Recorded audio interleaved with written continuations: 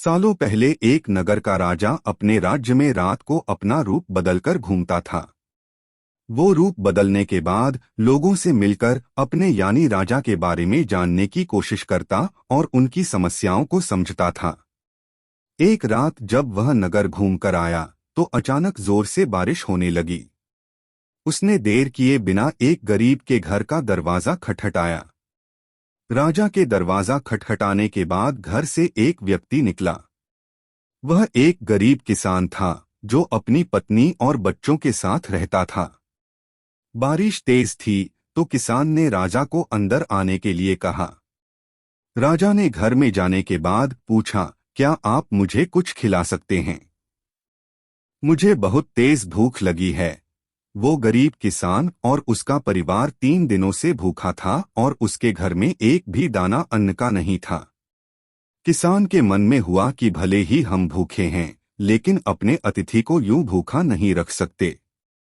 अब किसान ये सोच सोच कर बेचैन हो गया कि अपने अतिथि का पेट कैसे भरा जाए। तभी उसने घर के सामने वाली दुकान से चावल चुराने की तरकीब सोची।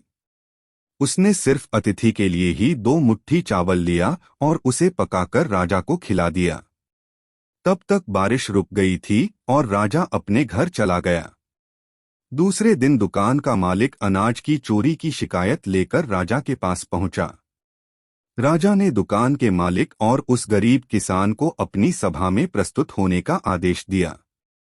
सबसे पहले सभा में पहुंचे किसान ने राजा के सामने जाकर अपनी चोरी का इल्जाम कबूल कर लिया और बीती हुई रात की पूरी बात राजा को बता दी।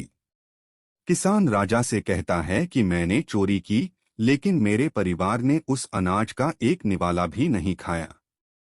गरीब किसान की बातें सुनकर राजा बहुत दुखी हुआ और उसने किसान को बताया कि अतिथि के रूप में मैं स्वयं तुम्हारे घर आया था।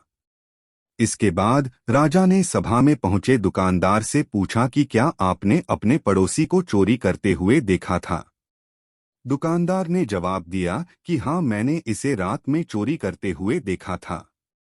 दुकानदार की बात सुनने के बाद राजा कहता है कि इस चोरी के लिए मैं पहले जिम्मेदार हूँ और फिर दूसरा तुम हो, क्योंकि तुमने अपने पड़ोसी को अनाज की चोरी करते हुए देखा, मगर कभी उसके भूखे परिवार को नहीं देखा।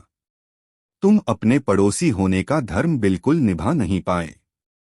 इतना कहने के बाद राजा ने दुकानदार को सभा से जाने के लिए कह दिया और किसान की अतिथि निष्ठा भाव को देखकर उसे 1000 सोने के सिक्के इनाम के रूप में दे दिया। कहानी से सीख: अगर कोई आसपास रहने वाले मुसीबत में है तो हमें उनकी मदद करनी चाहिए।